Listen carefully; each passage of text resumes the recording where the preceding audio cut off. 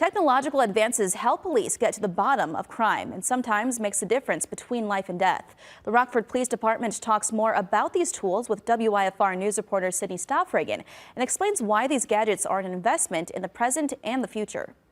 We strive for a higher level of achievement. Rockford Chief of Police Carla Redd knows enforcing the law is no easy task, but with technological advances from gunshot detection software to dozens of license plate readers throughout the city, Redd believes her officers are well equipped to fight crime.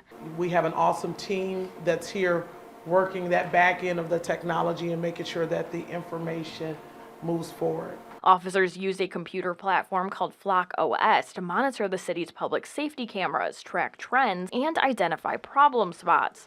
It's not 100% solved, but with these tools. Combining Flock OS with tools like ShotSpotter, officers get an idea of what they're walking into before getting to a potential crime scene.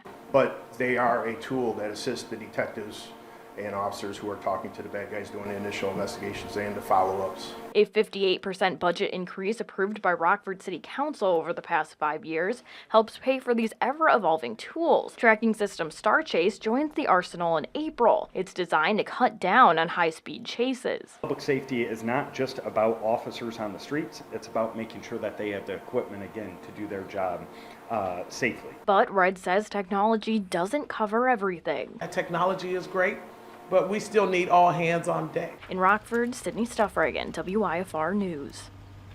Chief Redd hopes to add the evidence-based policing matrix to her officers' tool belt. This software serves as a search engine for law enforcement that can provide essential information to officers.